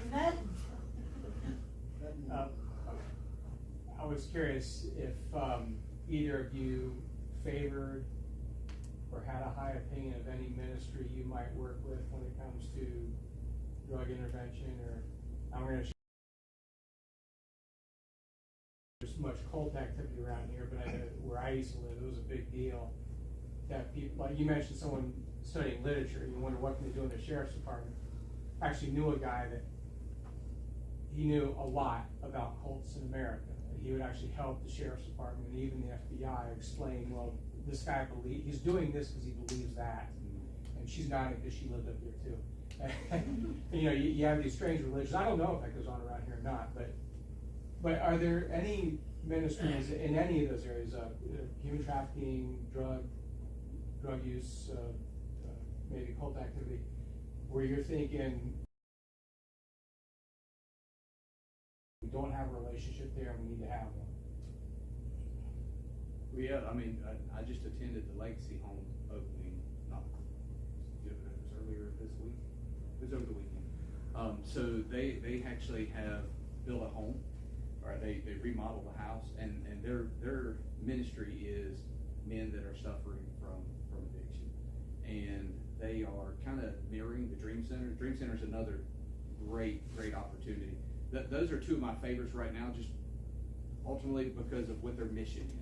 Their mission, and when the Dream Center says a hand up, not a hand out, that's beautiful, because that matches exactly the way I see us, me personally, ministering to people, is to make sure that I'm not engaging in a situation where I'm enabling them to continue their bad habits, but creating an avenue for success. It's just like when you talk about homeless shelters. The mission of a homeless shelter should be to not exist. That should be their goal, regardless of the federal funding, regardless of securing money. It's like drugs. It's not going to go away. We will always have them. And we'll always have the poor. We'll always have the homeless. So should we minister to them? Yes, but when we do so, it has to be mission focused, with the laser focus of we've got to end this perpetual cycle, and how do we do it? And that the Legacy Home is, they're basically basing things off of the 12 steps of AA mixed with ministry, because their belief, and I agree with them, is as you go through this, the only way to accomplish and truly break your cycle of addiction is if you feel that emptiness that's inside of you, that you're always consistently, perpetually trying to find something of the world to put in that hole. So they've remodeled this home. Their goal is actually to build they want to build like a pole barn that's going to be a meeting place for church and meals and stuff, and then utilize that property to build some tiny homes. And it's very similar to what the Dream Center has going on in Easley, and I back them wholeheartedly. Stephen Sanders is one of the guys that's running. I've told him he has my support, regardless of where I end up come June. You know, but big believer in faith-based rehab. Not saying that you can't defeat an addiction other ways, but in the 11 and a half years I worked in drug and vice investigations, those people were the most successful at beating it and staying away from it. For me, it would be Mary's House and Pickens Behavioral Health. Mary's House, because they deal with abused women, battered women that have been through domestic violence. When you do this job, you want to help those women, and so if a lady calls, and this is my first ever domestic violence situation was in Liberty. I arrested the guy, I took him to jail, I went back to get the paperwork from the lady and have her write all her stuff. While I was dealing with her, she's talking to somebody on the phone, seemed very upset. I said, "Who are you talking to?" She said, "My husband, they let him out." And because I had told her, I said, "I did it. You're gonna be safe tonight and everything's gonna be okay." So with that being a problem, Mary's House, when that happens, can remove that lady from the situation. So it doesn't matter when he gets bonded out, she's not there. The kids aren't there. Mary's House will take the women, it'll take the whole family, even your dog and your little cat, but they will take them away. And so if he's bonded out, whatever happens, they disappear and they cannot be hurt anymore. But Mary's House is like the other ones, they're always full. And so you'll have a need, but if they're full, then that person's really stuck. And I hate that for them. But Mary's House, if they were to be funded and funded more, and that's something that I think is very important. But then Pickens Behavioral Health has been itching. They want to help everybody that is addicted to drugs, and they are willing to search for the grants on their own. Like, we're not having to say, well, we got to pony up some money. They're willing to search those grants out, and so I would like to continue to partner with them and even expand what they're doing with the people that are in jail to lower the recidivism.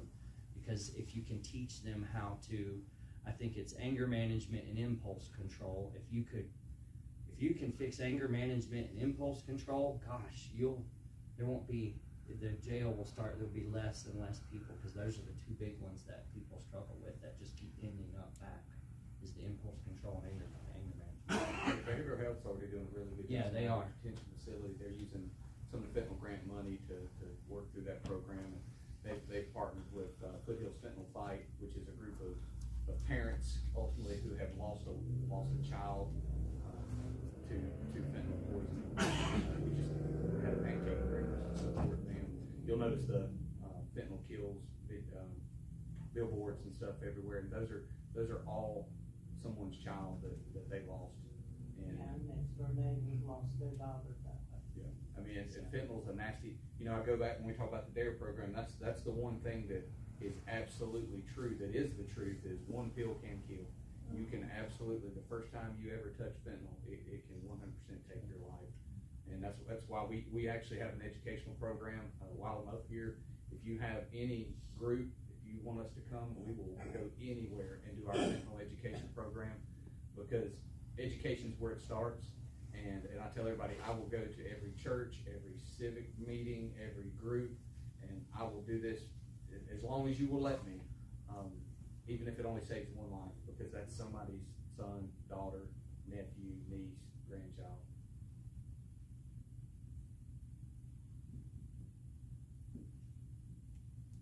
I have a final question for me, if you don't mind. Absolutely. What's the experience you guys have with budgets, and how large of a budget? Sheriff's, he's responsible for a huge amount of money. So my experience with a budget is when I was a pastor, and when I dealt with the budget, I had groups that would come that would need money, and they would have to lay out how much they would need. And it's kind of like the sheriff's department.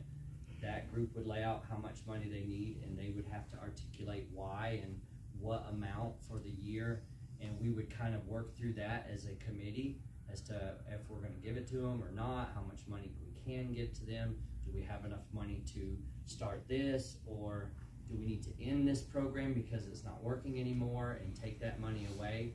And so I dealt with budgets that way. I will say, and this is just my opinion, but spending a lot of money, of other people's money, is difficult. But I think if somebody was to want to impress me with their budget skills, it would be, can they be lean?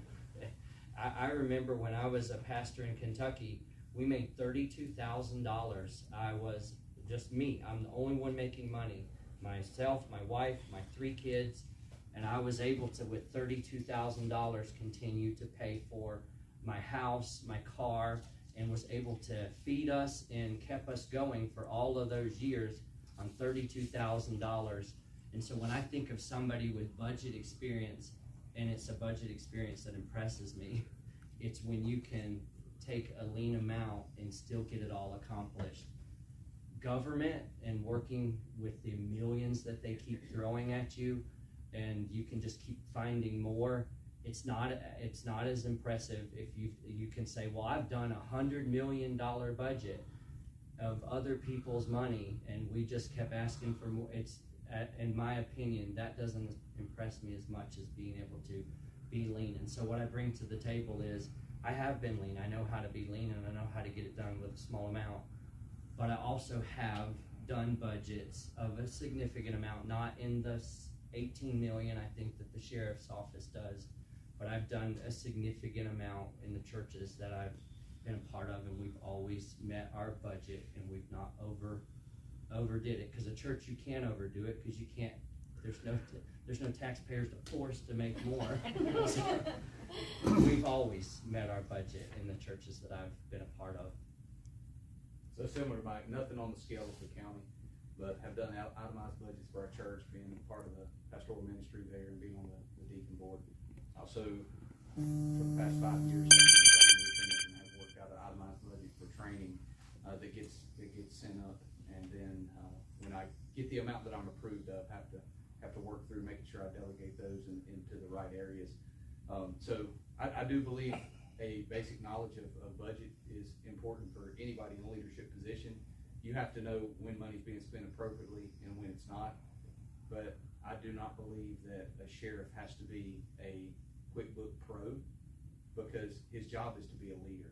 And the fact of the matter is, anybody that tries to pretend to be a professional at something they're not well versed in is setting themselves up for failure. So I'm not egotistical enough to sit here and tell you that I am a whiz when it comes to doing budgets. I think I have a basic knowledge strong enough to look at the budget and know when things are being appropriate, spent appropriately, and when not. But I would venture to say that the sheriff's concern for the budget usually lasts about a month, and then the other 11 months he's a little busy trying to take care of his communities.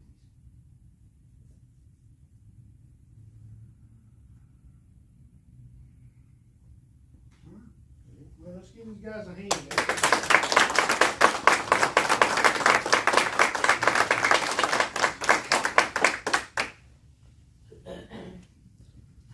Thanks, guys, for making the numbers harder.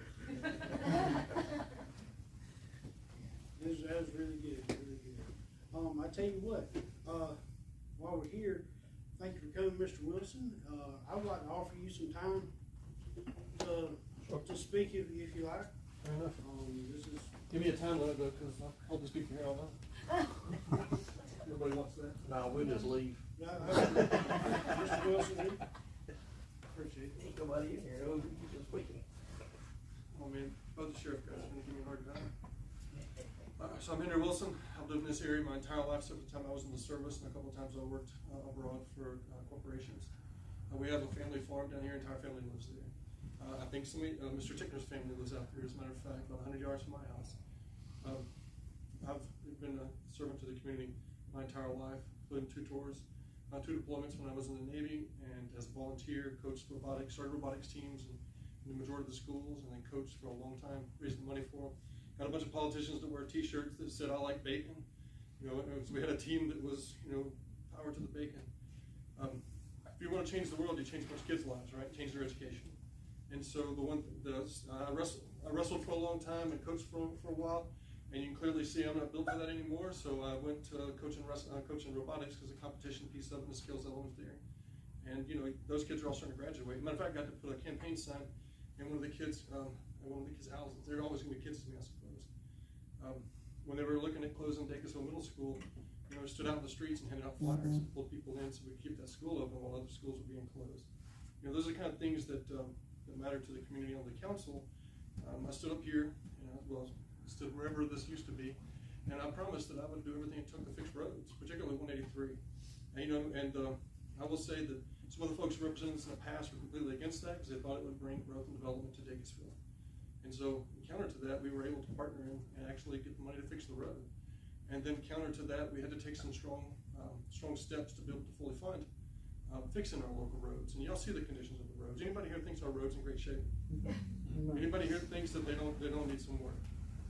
Well, in 2002, they set a flat fee, and that flat fee was never changed. But population changed, so they got 30% more folks. 30% more money over 20 years, but road costs went up 300%. That math just don't work out. So about 6 years into it, 2008, the administrator was telling folks, hey, we don't have enough money to fix roads. And just completely ignored. Same way the landfill was completely ignored. And so you're going to close that landfill down, same way with the roads. There was no, those good conservative folks, didn't have a master solution to it. They just didn't fix the roads. They didn't change the amount of money that they were collecting. They didn't come up with another way to do it, and they did not fix your roads. And just like with a car or any other piece of equipment, if you don't fix your roof when it's leaking, you're going to have to replace that house, right? If you don't change your oil, you're going to replace a motor. It doesn't get any cheaper. Nobody can tell you, stand up in front of you and say, hey, we're going to ignore these problems for a long time. Roads are gonna sit out there in the sun, they're just gonna be in better shape 20 years. You know, and lots of folks in my position will come, or, you know, running for office will come up and tell you there's some miracle of cost cutting. But the size of the county budget, you're not finding $4, $5, $6 million cut that, you know, from the budget. You're just not, particularly not when that's just enough to maintain it, not to fix the problems that we're ignoring for so long. So, in the election that I'm in right now, you have clear contrast. You have a revisit, you know, to the policies of the folks that ignored the roads for so long, or somebody that was, you know, willing not to kick the can anymore, but to pick it up. To pick up the can and do something about it, and then for the future we have resources. The same person in this race, that also went to the landfill folks and said, what would it take to keep this landfill going? Now we're gonna keep our landfill for another 50 years instead of closing it. And it was supposed to be closed by now. And we're gonna save $1.6 million a year not trucking our garbage to someplace else that could just shut us out if they needed to. So the type of leadership I think that I bring to the table, just like with the robotics. I went to Dickinsville and I said, do you have anything to teach kids about science and technology, education, and careers? You have anything? So that was a Friday at 3:40. I remember, 3:40 walked outside, the guy told me this is what they needed. By Monday I had $3,000 or $4,000 ready to go, and we started the program, and I kept starting those programs. And you're seeing those guys, and I know they're doing it because one of the cheerleaders that was on my robotics team came to work for me as a welder until she started, you know, deciding she'd have a family and have babies. I know that those folks chose off, you know, not everybody goes off to be an engineer, right? She's a great welder too, I really miss her. And again, I got to put a sign in her yard the other day. So roll up your sleeves, make a commitment, and actually live up to it. So I said, I will stop making excuses about roads, and I will do whatever it takes to fix the roads, and I will work with whoever I have to work with to fix the roads, and we will do whatever it takes. That's what I told you. There's a nice video of it out there. And then that's what we've done. Quit making excuses about it. We're going to fix the roads. So when I took this seat, we were looking at 75 years for repaves. Roads last 25 years. That's 50 years. You're going to be riding on gravel. You're going to have to have wagons, right? So we went from 75 to 25, and it's, you know, it's not costing you less. If the folks hadn't worked for 12 years, it would cost us a lot less. It's not conservative to ignore a problem, right? So now we're on path to fix it. We're on path to fix other things, and I'll just tell you, the population's coming. A lot of you folks moved here from other places. We don't have a lot of reserve capacity on our wastewater treatment. Right? Clean water is important. There's some best water around, but you got to do something with the food. Right? So the wastewater treatment plant that we have is going to run out of capacity at a certain point, and then for the future, you need capacity. You're talking $30 million. Just so happens that I've built wastewater treatment facilities, that I've worked in, you know, for industrial applications, a lot more dangerous type, you know, chemicals than what we're going to get flushed down your toilet. Usually, well, I mean, I guess, you know, some other things. So I think in this particular case, we're uniquely positioned to bring value on the infrastructure level, which is what supports all of the growth and economics and everything. Plus, I happen to have worked for corporations and companies exactly like what we're trying to recruit, like the gun company, FN. So when I was on the school board, I had us invest in the CTC, the Career and Technology Center, to grow it up, to start training more kids for STEM and education, right? And here we are a few years later, and we're hiring folks. We're bringing companies to town to take advantage of the folks that we're training in those programs. And again, if you want to change the world, you change kids' lives. So I'll ask you guys for your vote, particularly for this particular area, because I've lived here my whole life. I've invested in my entire life. I've you know, coached the kids that are going to live here once I'm gone. And at the end of the day, I have delivered on every single campaign promise I have ever given at every level that I've served at. If I've promised it, I've delivered meaningful results. We need more than in politics, right? Not just talk, not just ignoring problems, not just kicking the can down the road. And I think that if you ask these folks, the things that are going on for the emergency management, the Sheriff's Department, for the EMS, for the fire department in this community, it is night and day different than what it was 4 years ago before I joined this board. And I'll just give you one example. I went around and met with folks and I said, what do y'all need, right? We had differences with the Sheriff's Department because they wouldn't help us out, right? You know, but I think that we have 5 candidates, all of which will work with us in a slightly different way. Went to the fire department up in Dickinsville. What do you need? And the fire chief, firemen, and then folks on that used to be on the fire board up there, they're currently in emergency management, they said, we need full-time firefighters. Because I got to drive by a fire to go get equipment and come back to it. What if that's my house? I got to drive by my house to go get the equipment because we don't have people working full shifts, night and weekends. So I asked, like, what impact would that have? And they're pretty clear. They said, we don't need more money for equipment. We'll find a way to get it. We don't need more pay. We put full-time people in there to protect us and night and weekends. So, fought that. One guy was against it. Happens to be he had 2 fire departments that are affected by it. What are the results? Well, 3 minutes. It cut the response time in Dacusville about 3 minutes. In Holly Springs, where you live, it cut it about 8. Okay, fully involved fires, 3 minutes with modern construction. Your house is completely on fire, irretrievable after 3 minutes. So the fire department wasn't showing up in Holly Springs for 18 minutes. So that's the case where the house is not fully involved. And I think you were a fire chief, right? I was in the Navy, so I did firefighting. Your house is going to burn down, but are you going to be trapped in it? And if you got little kids hide from fire. They run into the closet, they climb under the bed. They don't realize they got to get out, right? Unless you teach them. Their first reaction is to hide. And if you talk to a fire chief, he'll tell you the most horrible things he's ever seen are the kids that hid that they couldn't find. Particularly if they crawled. I had the opportunity to go to Washington for honor flight with a fire chief that worked in the Parker District, that had been in World War II, a Marine. He's seen things, right? And he said the most terrible thing he saw his entire life, the thing that kept him up at night, was 2 kids that he had crawled around in that room and tried to find them, didn't find them. So my responsibility is to fund these things and governance and to make things better, right? 8 minutes. It's still not perfect. It's still not what you get in the city, right? In Dacusville, 3 minutes. Still not perfect, not what you have in the city. But 3 minutes is everything when it's your person. And I remember the 2 guys that voted against it, they said, you've got to make sure you've got a big return on investment. I mean, how many people you got to kill by not funding full-time firefighters when the people that do the work are telling you that's all they want, that's all they need, they'll be satisfied with it. So I will just tell you, my campaign promise is whatever the emergency management guys have to get world-class services. Because on your worst day, last thing you should have to do is call your county councilman up and he tell you that there wasn't a return on that investment, right? You call me and I'm going to tell you I'll do whatever it takes, just like with the roads. So that's my commitment to you guys, right? If we're going to go all in on 911, and we've gone all in like $10 million on a radio system, because I don't know if you guys knew this, but they didn't have a radio system that would work everywhere. That's Henry Wilson. And then the dispatchers might have to communicate with one guy on one line and somebody else on another line, and they couldn't communicate between each other. Okay, think about that. That's strategy. That's inefficiency when it's your life. That's your life that's in danger, right? When you think you call 911, you think it's like on TV, right? You think it's like a bunch of people in a real quiet room, and they got giant screens up there, and there's some lady in the background that works 20-hour shifts that just tells them what the heck to do. You called in Liberty, you got a guy sitting at a desk, like he's sitting at right now, right? If you called different areas of the community, you get a completely different response. I had a light stroke a few weeks ago, and guys that work with me told me that if I didn't get in the car and go to the hospital, they were going to strap me to a flatbed truck and take me, right? And we got there quick, and then luckily I went to Easley, and they have a world-class response center there for strokes, and mine was light, so you guys, sometimes I can lose track of what I'm saying, but I had, completely recovered from it at this point. What if no one had been there with me and I'd called by myself and I got transferred around 9 times? You don't have a long time when it's your worst day ever. And I lived my worst day so far just a few weeks ago. So what I'm telling you is we've had to invest in radios, $10 million, putting up towers around the community, outfitting local, everybody in our county that puts on a uniform to save your life is going to have a world-class radio system. The reason why I take the 911 dispatch, seriously, is the sheriff's department, they own it, they manage it.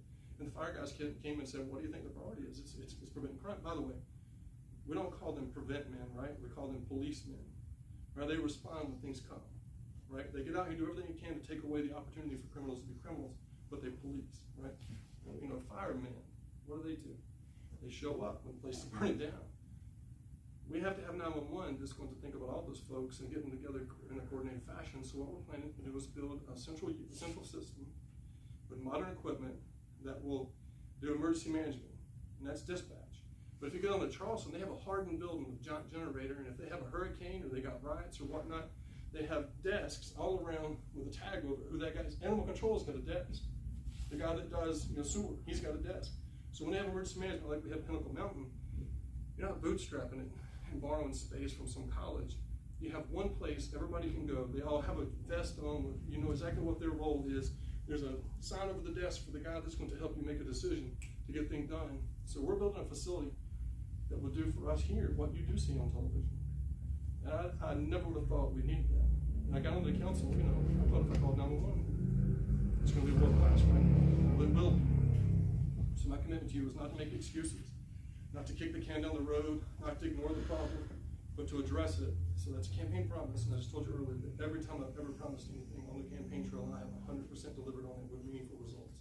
So you guys running for sheriff, asking for people to risk your lives to police our community, yeah, I'm 100% support. Any questions? I do have one. Sure. So when it comes to the road problem, do you know the process whenever you're searching out for these companies? Who are we going to take bids from to do these roads? I feel like, especially in our area, we like to pay our uncle or our cousin, and if it's a government job, then they're going to ask for as much money as possible. It's not like you're paving someone's driveway. And so, is there anything coming in the future that would rein some of that in to where it is leaner, and the company that you hire, maybe you don't have to take every dollar that they're offering to you? Do you understand what I'm saying? Like, I feel like they overcharge to make sure they spend every penny that it's possible, but it's not necessary.